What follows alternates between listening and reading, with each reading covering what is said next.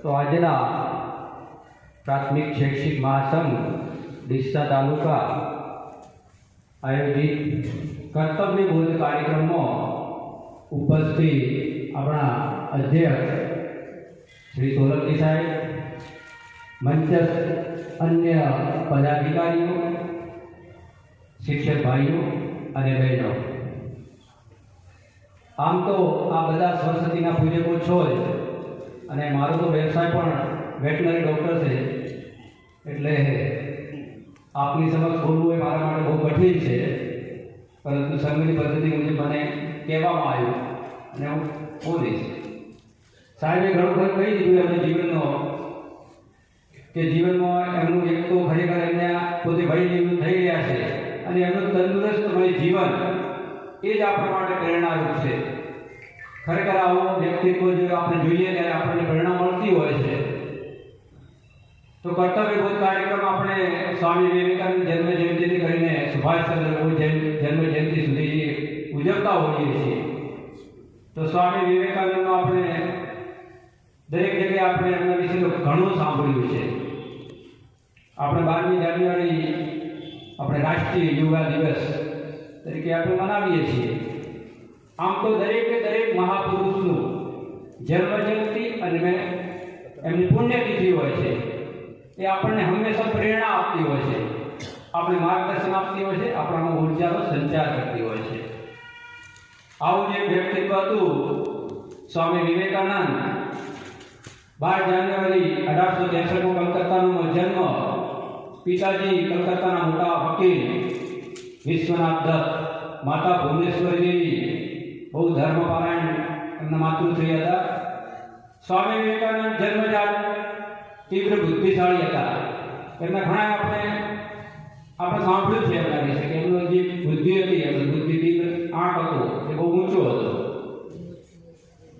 તો એવા સ્વામી વિવેકાનંદ આવા ઉચ્ચ પરિવારમાં જન્મેલા છતાં પણ એ વ્યક્તિ 23 વર્ષે સંન્યાસ ધારણ કરી લે છે। તમે વિચાર કરો એમને કેટલી ધર્મ પ્રત્યે એમને એક આસ્થા હતી। પોતે ધર્મ ઈશ્વરને પ્રાપ્ત કરવા માટે અલગ અલગ જગ્યાએ જાય છે અને છેવટે એમને શ્રી રામકૃષ્ણ પરમહંસ જેવા ગુરુ મળે છે અને એમના દ્વારા એમને ઈશ્વરનો સાક્ષાત્કાર થાય છે। એવા સ્વામી વિવેકાનંદ આપણા માટે બહુ પ્રેરણા સ્ત્રોત છે। 30 વર્ષની ઉંમરે શિકાગો ધર્મ જે વિશ્વ ધર્મ પરિષદ હતી એમાં આપણા હિન્દુ ધર્મનો જે ડંકો વગાડ્યો છે। તમે વિચાર કરો કે 30 વર્ષની ઉંમરે વ્યક્તિ કેટલું બધું એનું શું હોય। આજના યુવાની કલ્પના કરીને એની સામે સ્વામી વિવેકાનંદનું ચિત્ર ઊભું થાય तो 30 वर्षની ઉંમરે આવું વ્યક્તિત્વ આપણા વેદાંત અને હિન્દુ દર્શનનો સમગ્ર વિશ્વમાં પરિચય આપે છે। આવું એક મહાન વ્યક્તિત્વ આપણે બધા માની લઈએ કે આપણા દેશના યુવકોને આપણે પ્રશ્ન પૂછીએ કે આપણા દેશના 3 પ્રચંડ મહાનાયકો કયા, એવું આપણા દેશના કોઈ પણ ખૂણામાં યુવકને લઈને જઈને પૂછીશું તો એ 3 નામોમાં પહેલું સ્વામી વિવેકાનંદનું નામ હશે, बीजू सरदार भगत सिंह અને ત્રીજું नेताजी सुभाष चंद्र बोस। आ 3 एवा व्यक्तित्व के जे युवानों पर आज प्रेरणा स्रोत है। स्वामी विवेकानंद तो विश्व में अपना हिंदू धर्म डंको वगाड़्यो जतो, परंतु सरदार भगत सिंह पण अपने जे आजादी की चळवळ हती एमां जे इनकलाबनो नारो आप्यो ने लाखों युवाओने बलिदान करवानी जे प्रेरणा आपी ए बहु अपना माटे प्रेरणा स्रोत छे। नेताजी सुभाष चंद्र बोसे पण 35,000 सैनिकों साथे आजादी फौजनी स्थापना करी અને જે આઝાદીની ચળવળમાં જે સશસ્ત્ર ક્રાંતિ પોતે લડ્યા હતા એમાંથી પણ આપણે પ્રેરણા લેવાની જરૂર છે। સ્વામી વિવેકાનંદ અને સુભાષચંદ્ર બોઝ બંનેની જન્મ જયંતિ આ મહિનામાં આપણે જાન્યુઆરીમાં છે અને એ અનુસંધાને આપણે આ કાર્યક્રમ રાખેલ છે। स्वामी विवेकानंदे बात કરવામાં આવે તો એમણે શિકાગો ધર્મ જે વિશ્વ ધર્મ પરિષદ હતી એમના ઉદ્બોધન કર્યું હતું કે હું એક એવો હિન્દુ, એમણે એમ કીધું કે આજે હિન્દુ આપણે આજની વાત કરવામાં કે હિન્દુઓને પોતાનું ગૌરવ ભૂલી ગયા છે, પરંતુ એમણે હંમેશા હતું કે આપણે હિન્દુ બધા ગૌરવશાળી છીએ। તો એમણે એમ કીધું કે હું એવા ધર્મનો પ્રતિનિધિ છું કે જે ધર્મે સમગ્ર વિશ્વને સહિષ્ણુતા અને વિશ્વ બંધુત્વના પાઠ શીખવાડ્યા છે। એમણે 25 મિનિટનું બૌદ્ધિક આપ્યું હતું પરંતુ સમગ્ર વિશ્વમાં એમની નામના થઈ 2 મિનિટ સુધી એમને તાળીઓનો ગડગડાટ લોકોએ કર્યો હતો. જે યુવાનને એ વિશ્વ ધર્મ પરિષદમાં જવા માટે પણ એમને મનાઈ કરવામાં આવી હતી, એવા યુવાને આપણા દેશનો કે ડંકો વગાડ્યો હતો. એમને એવું કીધું કે હું એવા રાષ્ટ્રનો પ્રતિનિધિ છું કે જે રાષ્ટ્રે આ દુનિયામાં જેટલા પણ ધર્મો જે ધર્મ છે જેમના ઉપર અત્યાચારો કરવામાં આવ્યા છે, એવા કેટલાય દેશો છે જે લોકો પર અત્યાચારો કરવામાં આવે છે, એ દેશના લોકોને અમારા રાષ્ટ્રે એમને આશરો આપ્યો છે. એવા રાષ્ટ્રનો હું પ્રતિનિધિ છું. અમે સર્વ ધર્મના સત્યનો અમે સ્વીકાર કરવાવાળા અમારો હિન્દુ ધર્મ છે. એવું એમનું ઘણું ભૌતિક આપ્યું, પરંતુ ખરેખર એવું કહેવામાં આવે કે યુવાનો માટે એમને બહુ લાગણી હતી. યુવાનોના એક પ્રેરણા સ્ત્રોત હતા. એમને એમ કીધું કે જો આ દેશનું સામર્થ્યવાન બનાવવું હશે તો એક તાકાત યુવાનોમાં જ છે. આ યુવાનો જ આ દેશને સામર્થ્યવાન બનાવી શકશે. તો આવું એક મહાન વ્યક્તિત્વ સ્વામી વિવેકાનંદ, જ્યારે પણ આપણે એમને વાંચવા બેસીએ, રવિન્દ્રનાથ ટાગોરે એવું કીધું કે જો આ ભારતને જાણવું હોય, આ ભારતના હિન્દુ ધર્મને જાણવું હોય તો ફક્ત તમે સ્વામી વિવેકાનંદને વાંચો. તમે એમનામાંથી પ્રેરણા લો અને એ મુજબનું જીવન જીવશો તો આપણું જીવન સાર્થક થશે. એવા મહાન આપણા રાષ્ટ્રના એક વ્યક્તિ હતો. 39 વર્ષ 5 મહિના અને 22 દિવસનું અલ્પ આયુષ્ય ભોગવી અને દુનિયામાંથી વિદાય લીધી, છતાં પણ આજે આપણે એમને યાદ કરીએ છીએ. તો સ્વામી વિવેકાનંદે યુવાનો માટે પ્રેરણા સ્ત્રોત હતા, પરંતુ એમને એ સમયની જે સમાજ રાષ્ટ્રની જે સ્થિતિ હતી એમનાથી પોતે બહુ ચિંતિત હતા. એમને હંમેશા એવું લાગતું પોતે રાતો ઊંઘી નહીં શકતા. એમને એમ હતું કે આ ભારતનું કલ્યાણ ક્યાં થશે, આ મારો દેશ છે એનું કલ્યાણ ક્યાં થશે, કારણ કે કેટલી સમસ્યાઓ છે. એમને કહ્યું હતું એમના વ્યાખ્યાનો, એમના પત્રોમાં, એમના જે ચર્ચાઓ થતી એમાં પણ એમનું ઉદ્બોધન એક જ હતું કે આ દેશ આ જાતિ નાતિના જે ભેદભાવ છે એમાંથી ઉઠી અને હિન્દુ તરીકે જ્યારે ગૌરવ અનુભવશે ત્યારે જ આ દેશનું કલ્યાણ થશે. એમને કીધું કે અસ્પૃશ્યતા એ આપણા દેશ માટે મહાન અભિશાપ છે, એ મહાપાપ છે અને એનાથી આ દેશનું અધપતન થઈ જશે. આ દેશ માટે બહુ મોટામાં મોટી સમસ્યા છે. આપણા જે દેશનો બાંધવ એક હિન્દુ બાંધવ બીજા હિન્દુ બાંધવને અડે પણ નહીં, એને શું છે હલકો ગણે, એને પશુથી બદતર ગણે, અને કૂતરાના બિલાડા આપણા ઘરમાં આવી અને વાસણો ચાટી જાય અને આપણો હિન્દુ બાંધવ આવે ત્યારે આપણે એને આભડછેડ કરવાનું. આ મોટામાં મોટું દૂષણ છે. એને આપણે આ દૂષણને કાઢવું પડશે. એમનામાં ચિંતન મનનમાં અગ્રેસરમાં સામાજિક અસમરસતા જે હતી એમને કીધું કે સામાજિક સમરસતા વધે થઈ જશે ત્યારે દેશનું કલ્યાણ થઈ જશે. તો આવું આ સ્વામી વિવેકાનંદે જે પોતાના જે પણ વિચારો હતા એમાં રજૂ કર્યા હતા, એક મહાન દેશભક્ત હતા.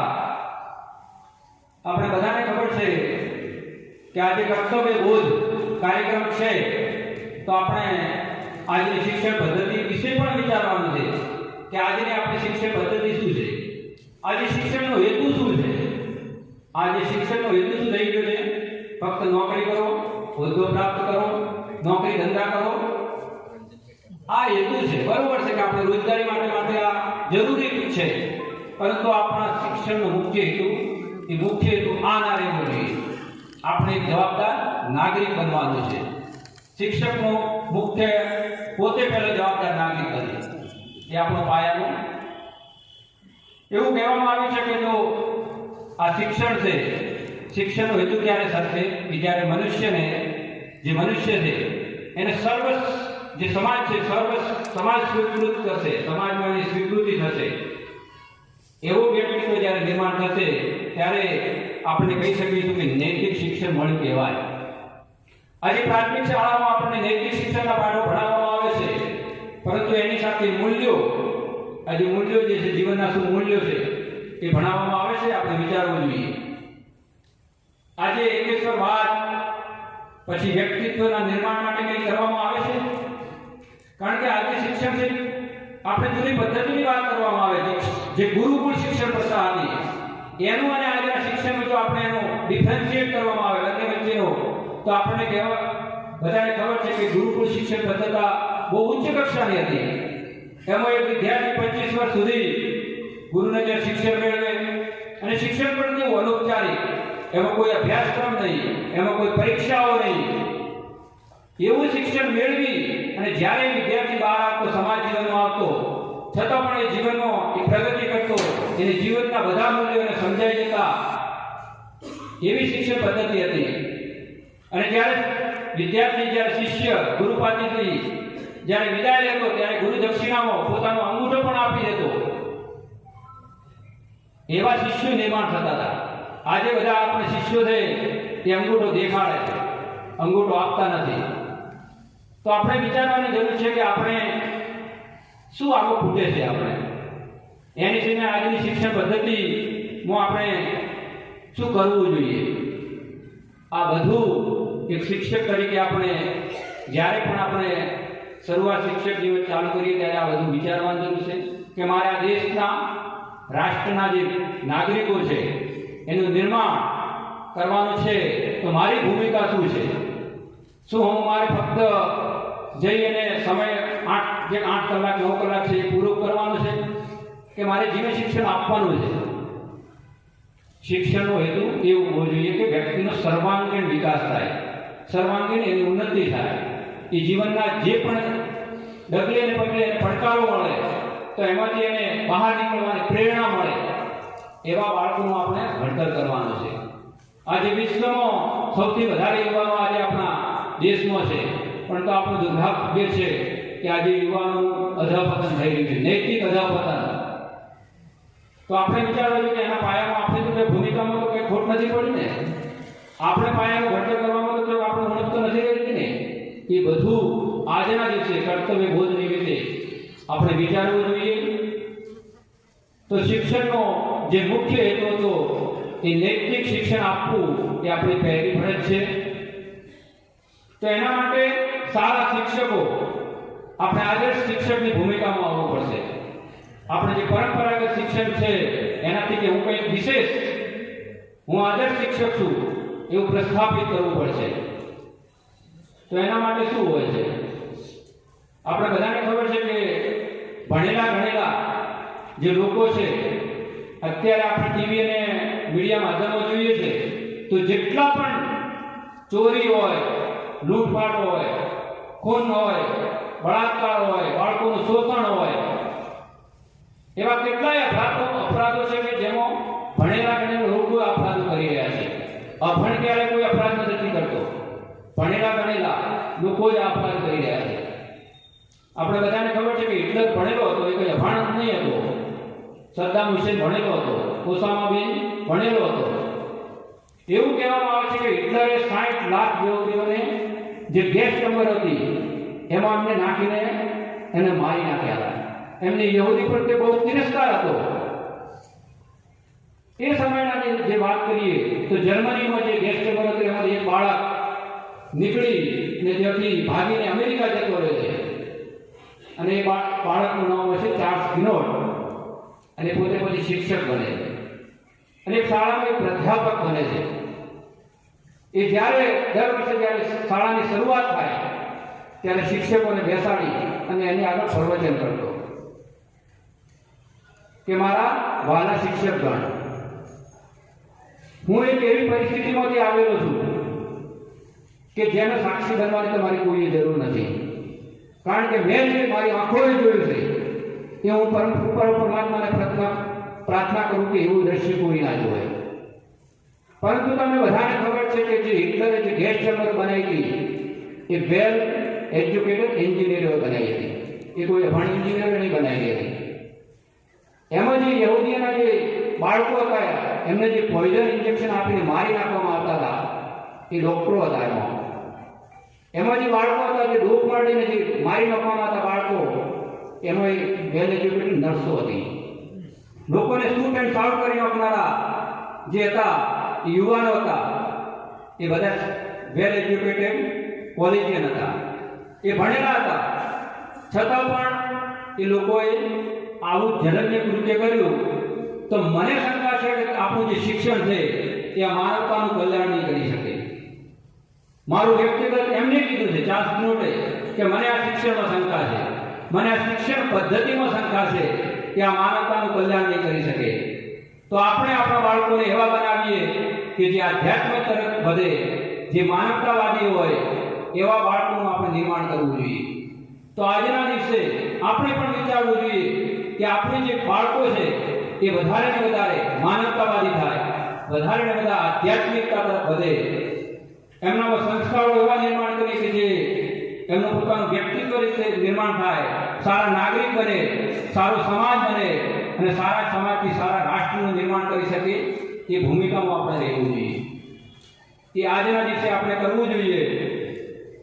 તો એક ચિંતકે કહ્યું છે કે શિક્ષક માટે આપણે વાત કરીએ કે આદર્શ શિક્ષક બનવું પડશે. એના માટે આપણે જે રૂટીન પદ્ધતિ છે એમાંથી બહાર નીકળી અને આદર્શ શિક્ષકની ભૂમિકામાં આવવું પડે. તો એક ચિંતકે બહુ સારું કહ્યું છે કે જે સારો શિક્ષક હોય એ શું કરે? ફક્ત એમને એક્સપ્લેન કરે. ગુડ ટીચર ઇઝ એ એક્સપ્લેનર. લેકિન એમને બીજું શું કીધું કે ઉત્તમ શિક્ષક છે એ નિર્દેશન એટલે એક્સપ્લેનેશન કરે, પરંતુ જે કહેવાય ને મહાન શિક્ષક છે એ પ્રેરણા આપે છે. તો આપણે મહાન શિક્ષક બનવાની જરૂર છે. આપણે લોકોને પ્રેરણા આપવી જોઈએ. આપણામાંથી લોકો પ્રેરણા લે. મને તો વ્યક્તિગત અનુભવ છે કે હું શેરપુરાની પ્રાથમિક શાળામાં ભણ્યો અને મારા જે ગુરુજનો હતો જે પણ હતા એ મારા માટે પ્રેરણા સ્ત્રોત હતા. અહીંયા આદર્શમાં પણ હું ભણ્યો તો એ પણ મારા માટે પ્રેરણા, એમનામાંથી આપણે પ્રેરણા લઈ અને જે પણ આપણે મળ્યું છે એના માટે ખરેખર આપણે ગર્વ હોવો જોઈએ. તો શિક્ષકે વિનોબા ભાવે પણ કહ્યું છે કે શિક્ષક પ્રજ્ઞાવાન હોવું જોઈએ, શીલવાન હોવો જોઈએ, કર્તવ્યશીલ હોવો જોઈએ. આ બધું શિક્ષકના ગુણો છે. એનામાં જ્ઞાન, કર્મ અને ભક્તિનો સમન્વય હોવો જોઈએ. શિક્ષક જ્ઞાન તો આપે છે પરંતુ એના પૂર્વ તૈયારી રૂપે શું કરે છે? આપણે વિચારવું છે કે આપણે પૂર્વ તૈયારી આપણે એના બાળકોને જે પણ શીખવાડીએ છીએ એ બાળકો સમજી શકે છે, સરળ ભાષામાં એને શીખવાડીએ, એ પચાવવામાં પણ સરળ થાય. એના માટે આપણે શ્રમ કરવો પડશે, આપણે મહેનત કરવી પડશે. એટલે જ્ઞાનની સાથે કર્મ પણ જોડવું પડશે. આપણે એના માટે મહેનત કરવી પડશે. અને ભક્તિનો સમન્વય, ભક્તિ એટલે એના માટે બાળક સાથે આપણે સહાનુભૂતિ હોવી જોઈએ. આપણે એના પ્રેમાળ એમના આપણો આત્મીયતાનો ભાવ હોવો જોઈએ. બાળકને પણ લાગવું જોઈએ કે શિક્ષકજી મારા પ્રત્યેનો જે ભાવ છે એ મારા માતા પિતા જે ભાવ રાખે છે એ જ મારા એમનો ભાવ છે. એ ભાવનું આપણે નિર્માણ કરવું જોઈએ. આ બધું આપણે ત્યારે કરી શકીએ કે જ્યારે આપણે એક આદર્શ શિક્ષકની ભૂમિકામાં હોઈએ. આપણે આદર્શ શિક્ષક બનવાની ભૂમિકામાં રહેવું જોઈએ. અને છેલ્લે આપણામાં તમને કદાચ લાગશે કે આટલા બધા ગુણો તો આપણે વિકાસ શક્ય છે નથી, બધું આપણા ઉપર નિર્ભર કરે છે. પરંતુ બે ત્રણ બાબતો એવી છે, એટલું હું કહી અને મારી વાતને વિરામ આપીશ કે શિક્ષકમાં શું હોવું જોઈએ. તો પહેલામાં એમને શિક્ષક માટે પ્રથમ ગુણ ચારિત્ર્યશીલ. એવું કહેવામાં આવે છે કે ચારિત્ર્ય વિનાના જે પણ વ્યક્તિ હોય ને એ સુગંધ વિનાના ફૂલ જેવો હોય છે. આપણને કદાચ ભણાવવામાં ઓછી આવડત હશે ચાલશે, આપણું નોલેજ પણ ઓછું હશે ચાલશે, પરંતુ જે પણ આપણે જે જગ્યા પર હોઈએ કે આપણે ચારિત્ર્ય એ આપણું અણિશુદ્ધ હોવું જોઈએ. આ પહેલી આપણા માટે પ્રાયોરિટી છે કે શિક્ષક ચારિત્ર્યશીલ હોવું જોઈએ. બીજું એનામાં એ વિદ્યાર્થી કેન્દ્રિત હોવો જોઈએ. હંમેશા એનામાં એક જ હોય કે હું મારા બાળકને, જે બાળક સ્કૂલમાં આવે છે એના સંસ્કારોનું સિંચન માટે, એના સર્વાંગીણ વિકાસ માટે હું શું કરી શકું, એનામાં બસ એ પોતે પ્રયોગશીલ રહેવો જોઈએ. નવા પ્રયોગો કરવા જોઈએ. સંશોધન વૃત્તિ એનામાં હોવી જોઈએ કે હું નવું આજે ટેકનોલોજીનો યુગ છે. આપણે ઇન્ટરનેટમાં ખાલી સર્ચ મારશો તો કેટલું બધું આવશે એમાંથી, અને એમાંથી આપણે આપણા અભ્યાસક્રમો જોડીને આપણે આ બાળકોને કઈ રીતે શીખવાડી શકીએ. આ ટેકનોલોજીનો સદુપયોગ કરીને આપણે આપણા બાળકોનો વિકાસ કરવો જોઈએ. તો પ્રયોગશીલ પણ હોવો જોઈએ શિક્ષક એ કર્તવ્યનિષ્ઠ હોવો જોઈએ. હું મારા પરિવારનું ભરણ પોષણ કરું છું, મને આજીવિકા મળે છે, પરંતુ મારે શું ફક્ત આટલું જ છે મારા માટે? આ દેશ, આ રાષ્ટ્ર માટે મારે ના કરવું જોઈએ? તો મારી નિષ્ઠા હોવી જોઈએ. તો કર્તવ્યનિષ્ઠ સાહેબે અમને વાત કરી કે આપણે ફરજ છે કે આપણે ફરજના ભાગરૂપે જે પણ કરવાનું આવે કરવું જોઈએ. આ રાષ્ટ્રના છેલ્લે તો આ રાષ્ટ્રનો જ વિકાસ થાય છે એનાથી, તો કર્તવ્ય નિષ્ઠ હોવો જોઈએ. છેલ્લે પ્રયોગશીલ પણ હોવો જોઈએ, ઉદ્યમશીલ. બાળકોને શું મનમાં ચાલે છે બાળકો પાસેથી જાણી તો એના માટે શું કરવું જોઈએ? એનામાં આપણો વિષયના પારંગત હોવો જોઈએ. શિક્ષક ઘણી વખત બાળક પ્રશ્ન પૂછતો હોય તો શિક્ષક મૂંઝાઈ જતા હોય છે, પરંતુ આપણે એવો છે કે બાળક વારંવાર પ્રશ્ન પૂછે તો એના માટે આપણે નોલેજ અપડેટ કરવું પડશે. આપણે નોલેજ મેળવવા માટે જે પણ માધ્યમ ઉપયોગ કરી અને એને સતત પ્રવૃત્તિશીલ રાખવા પડશે. આ બધું કરવા માટે આપણે એક આદર્શ શિક્ષક બનવાનું છે. આપ સૌ શિક્ષકો છો, કદાચ હું વધારે કહેવાય છું કારણ કે હું શિક્ષક નથી એટલે કહેવું સહેલું છે પણ આચરણ મૂકવું કઠિન છે. પરંતુ એક સંતના સ્વયંસેવક તરીકે મને જે લાગ્યું કે ખરેખર આ રાષ્ટ્રનું નિર્માણ ત્યારે જ થશે જ્યારે સારા વ્યક્તિનું નિર્માણ થશે. સારા વ્યક્તિમાંથી સારા સમાજનું નિર્માણ થાય છે અને સારો સમાજ ભેગો મળી અને રાષ્ટ્રને એક વિકાસ તરફ લઈ જતો હોય છે. આ ભારત ભૂમિ છે, આપણી માતૃભૂમિ છે અને આપણે સૌ સંતાનો છીએ. આજે ભારત દેશ જે દિશામાં પ્રગતિ કરી રહ્યો છે અને વિશ્વગુરુના સ્થાને આપણે જો ભારતને બિરાજમાન કરવો હશે તો આ દેશમાં જે પાયારૂપ ઘડતરમાં જે પાયારૂપ છે એવા યુવાનો, બાળકો જે આવતીકાલનું ભવિષ્ય છે અને એને નિર્માતા છે, નિર્માણ કરનાર આપ સૌ શિક્ષકો છો, તો કર્તવ્યબોધ નિમિત્તે આજે આપણે એટલો સંકલ્પ લઈએ કે મારી કર્તવ્ય નિષ્ઠા શું છે, મારો એક શિક્ષક તરીકે શું મારી ફરજ છે એ યાદ કરીએ અને આટલું કરીને જઈ અને એને આચરણમાં મૂકીશું તો મને લાગે છે કે આજનો કર્તવ્યબોધ જે કાર્યક્રમ છે એની એ ફળશ્રુતિ રહેશે. અસ્તુ. ભારત માતા કી જય.